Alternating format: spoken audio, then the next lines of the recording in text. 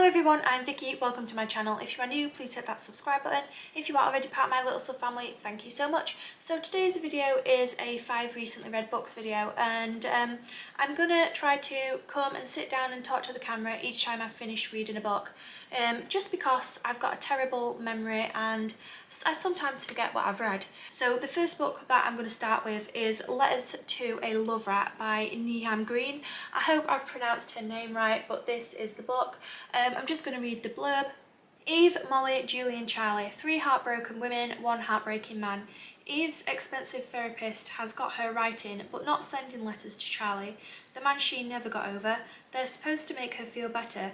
Eve hopes it works soon, or she'll be getting some letters of her own from her irate bank manager. Molly's just back from her honeymoon, all loved up and blissed out, until she finds new husband Charlie's love note, reminding her to put the bins out and informing her that he's leaving her. Julie's blogging about her sexy boss at work. He's just got married. It's high time she put an end to this affair, but does she really want to? So when I read the blurb, I kind of knew that it was going to be a story like delivered through 3 different characters. I was expecting there to be a little bit of information given by Charlie's point of view, but there isn't. It's just Molly, Eve and Julie, who are the 3 main characters who are narrating the story as we go along. And to be honest, it was quite a breath of fresh air for me to read this sort of storyline. It was just nice because although it is based on relationships and obviously this guy Charlie just like stitching women up, they kind of got their comeuppance in the end. So it was kind of like women and being independent and that kind of feel of it. And I don't know, it just, I think because it was delivered through 3 different characters, after each chapter I didn't get bored.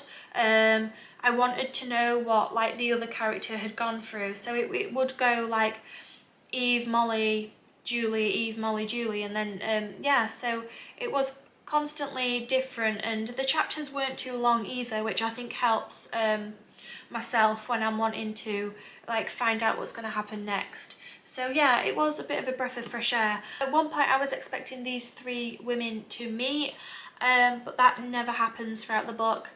Somehow they are all kept separate, and yeah, I don't know what else to say apart from it was a bit of a rocky road, but these women, they came out of it, they got there in the end, and Charlie was just left to move on to the next woman, I suppose. So yeah, it was just a nice, quick, easy read, and sometimes I really enjoy that style of book. If I've been stuck with a heavy sort of genre of book, then yeah, these really do help lift me out of a reading slum, and I did really enjoy reading this. So the next book that I happened to get through is The Secret Shopper's Revenge, and this is by Kate Harrison. So I'll read you the blurb of this one. Single mum Emily wants revenge on the stick-thin assistants who laugh at her post-baby tummy and post-baby budget. Store manager Sandy has a lifelong love of retail until she's stitched up by her ambitious deputy. And glamorous widow Grazia can't leave behind the high life despite her chronically low bank balance. Together, they're childish shopping angels, controlled by a mysterious figure who sends them assignments from heaven and the occasional one from hell. So I did read the back of this book out to one of my colleagues, and she went, "That sounds like hell to me." And I went, "Yeah, I don't think it's going to change my life." It hasn't changed my life, but I was expecting a bit of like a really slow and just a book that I couldn't get into, but I'm pleasantly surprised. It was the total opposite. It was pretty similar to Letters to a Love Rat because obviously you've got 3 different characters, and again it was sort of like narrated by each of the characters, so each chapter would be like each of the characters' events of what's happening. It starts off with Emily, who is the single mum. So she's just moved to, well, she moved to London because her husband got a promotion, and then pretty much straight after she gave birth to their little boy, he basically upped and left. So she's just been on her own. And then you've got Sandy, who used to be like the manager or deputy of the Garnet's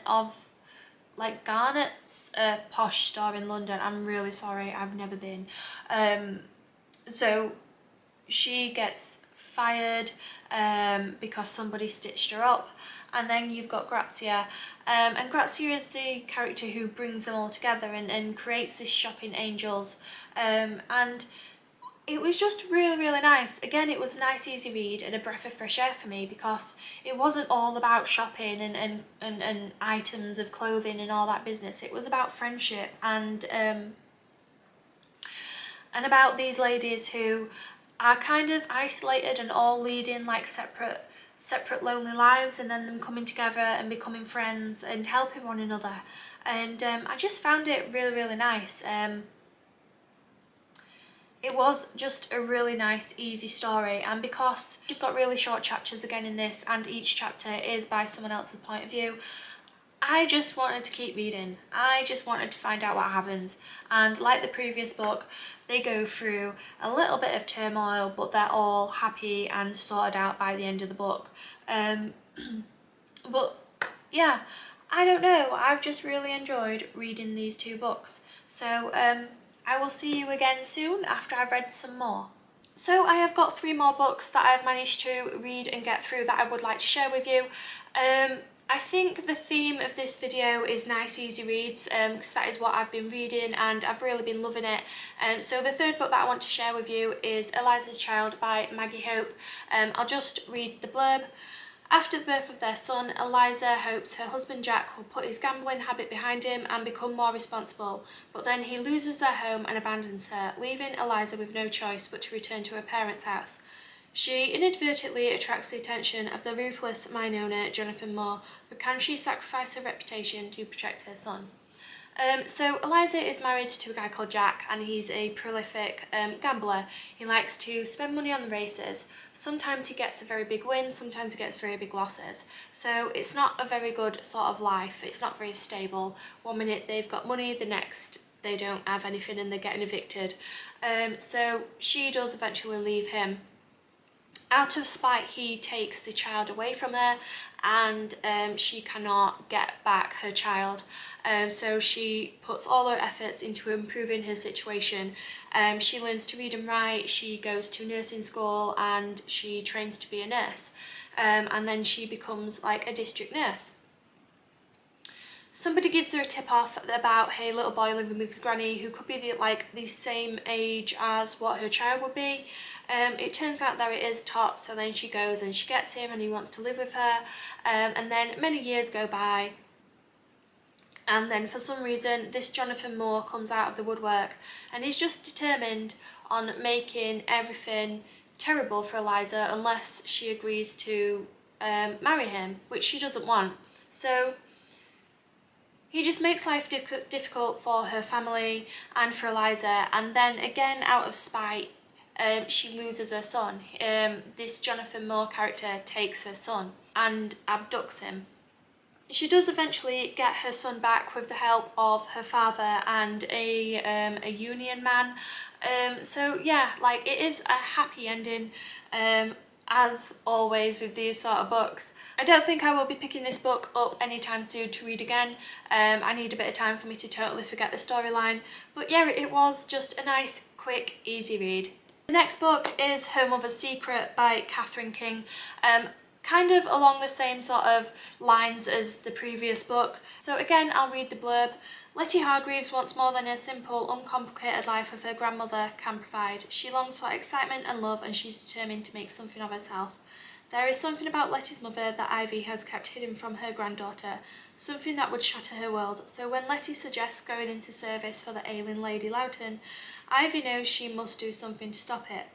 Feeling stifled and confused, Letty chooses a different path that offers her the chance at love and of the life she so craves. But she is still the same strong-minded young woman, and her ambition may do more harm than good, as she is entirely unaware of the secrets her actions will uncover.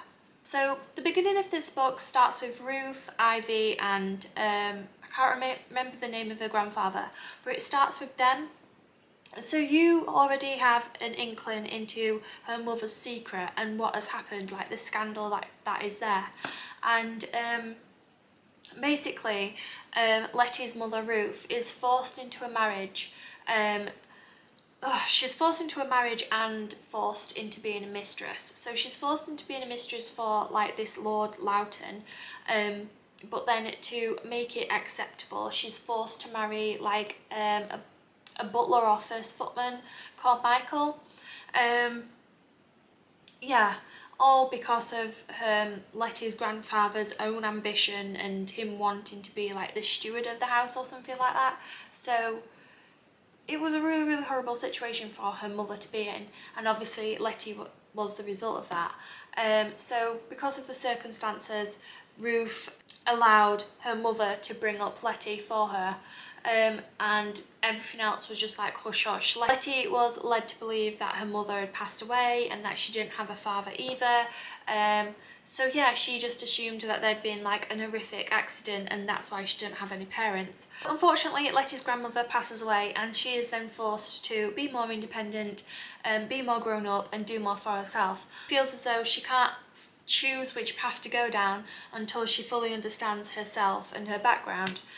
So then she just kind of goes on a mission of finding out about her parents, and as a reader I was kept wanting to know, because you have got no idea how Ivy ended up bringing up Letty. You've got no further information of what has actually happened to her parents, and that sort of not knowing that is what kept me wanting to read on and find out.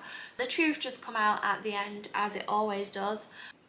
And the last book that I want to mention is Remember Me by Sophie Kinsella. I have sort of read some of the Sophie Kinsella Confessions of a Shopaholic and Baby and all that, but I'm not really too keen on those books. I prefer the standalone ones. So this Remember Me, I have read it twice before. Obviously with many years in between, so I've totally forgotten the storyline. Again, I will read the blurb of this book. Lexi wakes up in hospital thinking she's 25 with crooked teeth and a disastrous love life, but to her disbelief she learns it's 3 years later. She's a super-turned 28-year-old, her teeth are straight, she's the boss of her department and she's married to a good-looking millionaire.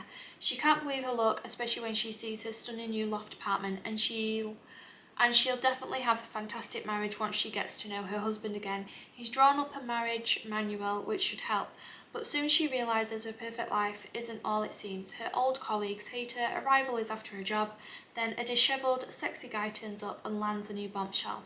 In this book you've got the main character called Lexi, and she wakes up in hospital suffering with amnesia, so she literally cannot remember the last 3 years of her life. The beginning of the book starts with the last thing that she can remember, and she has totally changed. Her appearance has changed, her lifestyle, she just wakes up and she doesn't even recognise who she is anymore. So I just found it really interesting, just reading along, trying to piece it all together. As with Lexi, she's trying to piece together her life, and it's really funny. There's some funny moments in this book. I just really enjoyed it. I've enjoyed every single book that I've read. They've just been so refreshing. I've not had to think too hard about following a storyline. I've thoroughly enjoyed every single book that I've read, and it's been time well spent. Please let me know in the comment section what you have been reading recently, if you've read these books as well and what you thought of them. I love to read your comments and I will reply to you. It may take me a bit of time to actually reply, but I promise I will reply. If you've watched this video till the end, thank you very much. Don't forget to like, comment and subscribe. Hopefully see you again soon, but for now, goodbye!